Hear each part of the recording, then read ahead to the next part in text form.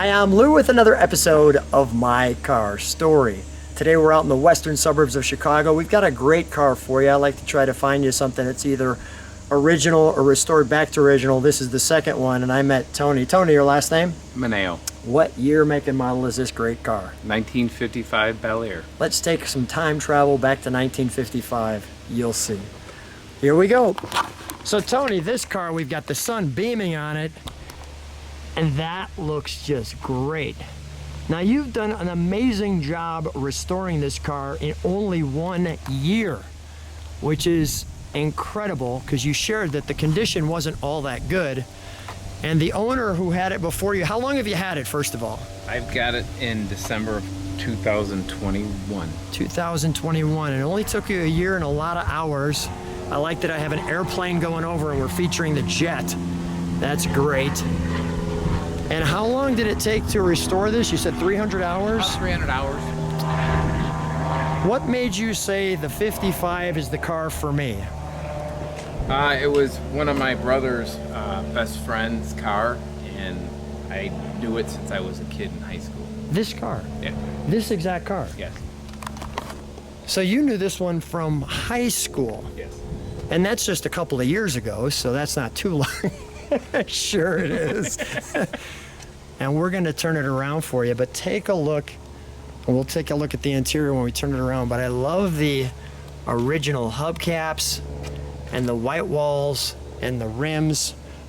Let's open the engine compartment, shall we, with the egg crate grill. Was there anything that was super difficult to find on this car? Yeah, the washer solvent glass jar. So this right here, Yes. that's the trick. Yes. And look at how nice yours looks. How excited were you when you found that piece? I was excited I found it. I wasn't excited about the price I paid for it. It cost a few pennies. But you know what? When you get this close and you're that close, you know, it really doesn't matter. Now, people may ask, here's your straight six. What's the cubic inch on this? 235. And there were two engines that were sixes, right? Correct. What was the other six? The other one was a 123. And we'll see some of that in the trunk and treats, by the way. But look at the new blue flame on this one. And now tell me about the dual carbs, because people sometimes say they never had dual carbs back then. So back in the days, the car was, pretty slow, and there was hop-up parts that you could purchase to hop your six-cylinder up, and one was putting two carburetors on it. So this Fenton is all correct. Correct. So the intake and exhaust all on one side. Yes. Wow. And what do we have here? That's a power booster. Brake Power booster for the brakes. Yes. That was that's rare on them. Usually they're just manual brakes, but this car evidently had power brakes. Yeah, and I mean, even the horn, you could see everything is just so well done. Now, this is 6 volt? No, it's 12 volt. 12 volt? Okay, all right. First year It was 12 volt too. It was 12 volt back Yes. then? All right, okay. Let's fire this up, shall we? We'll let it idle. It's, we'll give it a rev. We're not gonna try to do anything silly. I like that. I like that you're out of the car and it starts like that. All the correct hose clamps. This is great. You step on the brakes for one moment.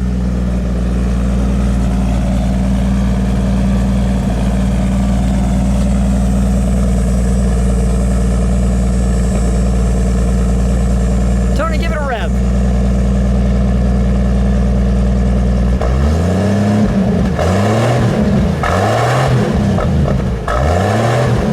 Nice.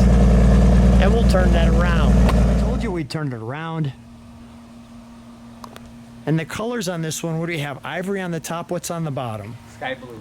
Sky blue. And look at that quarter with the fins. Just beautiful. Look at how crisp and clean that is. Just great. Your exhaust piece with the Chevy bow tie. The great taillights. This is such a wonderful time capsule. Let's open it up, shall we? Now, how long has it been since you've restored it? I'm not quite done with it, but I want to say April. Okay, don't tell me what else is needed because it looks really good right now. So here's our motors that we were talking about and the different ones. And tell me, there's the 2.6s. Tell me the difference. One 6-cylinder came with a stick shift and the other one came with an automatic. Okay. One had more horsepower than the other. Which is this one? Yes. So they, behind the automatic, they put the 235, which is 136 horsepower. Got it. So this is a 4-piece brochure. This tells you about the power teams. And this one's yours right here. Correct. Got it. And check out some of the accessories. It's kind of interesting. They start with this beautiful girl, and then somehow it moves into Peter Pan. And Peter seems to take the theme over immediately as he's there again. And you'll see him throughout most of this brochure.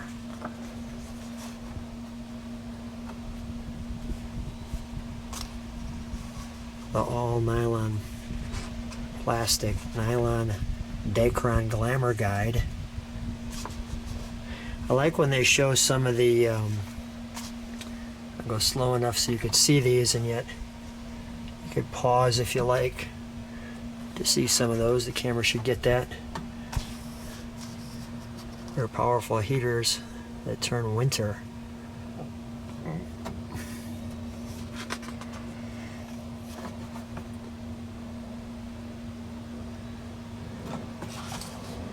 Not sure why they have the knight there, but there he is.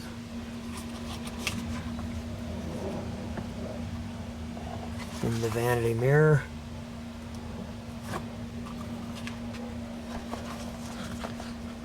The backup tail lamps. Is there anything you're hoping to still get that's an accessory? Yeah, I want the rock guard that goes in the front. Okay. On the sides. Been back ordered for I don't know how long, and then trying to find an NOS is really hard. And you mentioned that you have the windshield washer bottle, but is yours foot pressurized or no? No, mine is vacuum operated. Vacuum. Got it. Getting a wonderful breeze here too. The accelerator pedal cover. Well, your GM electric shaver, that's always a great idea when you're traveling down the road. Looking a little scruffy. I think I'll just pull out the shaver. Maybe a few less cars in 55 on the road. And that's just wonderful. There's one more page in there that I'll get to. Is your friendly Chevrolet dealer. Wonderful. I won't go through the entire guide to your 55 Chevrolet. Your transmissions, the jack position, mechanical maintenance needs. All right, we'll close that up. While we close that up, I will, let me do one other thing. I just want to make sure I got that. The jack stowage and instructions. Tell me what you got here. This is the original spare tire for this car. Really? 1955. Really? Wow. Check the tread pattern out, right? Looks like little horseshoes. Mm-hmm. That's great. That was a nice touch, right? Yeah. Yeah, that was a good find. May I open it? Yes. Thank you. And as we open it, welcome to the wonderful interior door panel. Your instrumentation. I'm a blue car fan, so this works for me. Now, I see kind of a blue tint to these windows. Was that factory? These are original windows in the car. Oh, really? Wow.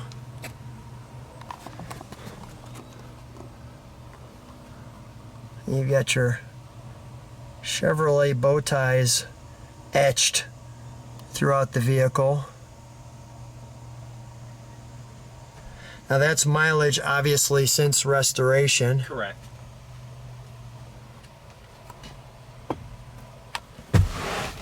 When I got the car, it originally had 43,000 miles on it. 43 original 43,000 miles. Original. Original. Wow. That's pretty awesome. Now, how did it end up back to you after your friend, he just got to a point where he said, I need to give it to you, or what happened? Well, we happened to go out one night when we were talking, and I asked him if he still had it, and he said yes.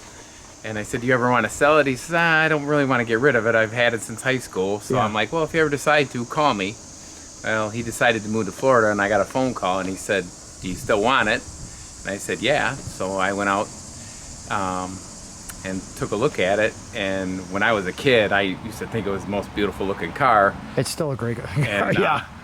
I used to think it was very, very clean and mint until when you restore something, you find out it's not so mint after all. But it is now. It is now, correct. Let's take it for a ride. All right. Tony and I are here in the 1955 Chevrolet Bel Air hardtop. And tell me what you shared about the park reverse neutral drive. So when you put it in gear, nowadays it's park, reverse, neutral, drive.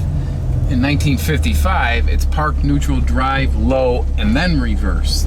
Interesting. And remembering that sometimes is, you find out. Yeah, you find out the hard way, you throw it in the wrong one. But we've got a great, let me just show people where we're going.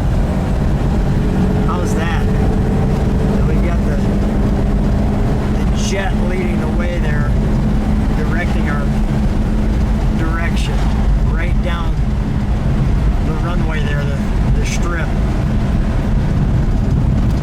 Well, one of the fun things about doing this car story stuff is we had met at a car show, you know, a little ways away, maybe a half hour away or something like that, and we end up living 5 minutes from each other. That was pretty cool. So this is a good opportunity and a great car. How long you been a car guy? All my life. What started you as a car guy? My oldest brother was a mechanic, and I followed his footsteps. Okay. What do you like working on? I like old cars now. Yeah. I used to drag race for a long time. I Okay. enjoyed that for long years, and then kind of gave that up and got into this. What was your fastest quarter mile? Back in 2007, I went 672 at 204 miles an hour. What? Yeah. That's crazy. Yeah.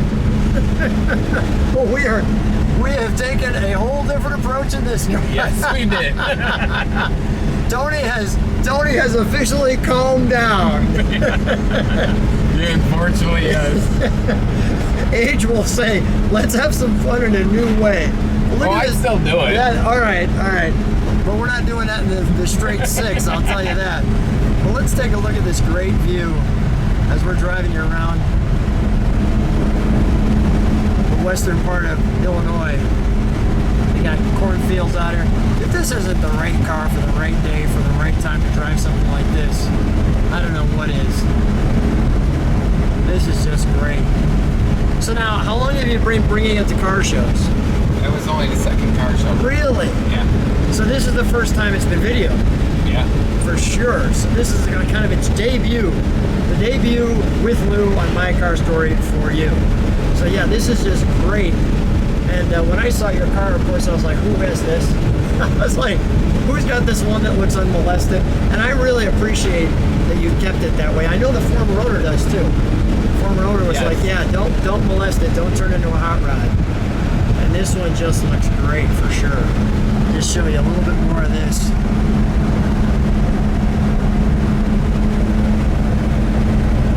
Isn't this wonderful? Just fantastic. How's it feel driving it? Actually, it doesn't drive that bad, to be honest with you. I mean, I thought maybe it was like, Rough Rider or something, but it drives nice. Super smooth. What were the other people's reactions at the car show? Finally, a car that's not molested. Well, what a wonderful way that we take this unmolested 55 for a great drive. Tony, first of all, thanks for being in my neighborhood with such a cool blue car. Thanks so much for being on My Car Story. Thank you, I appreciate it.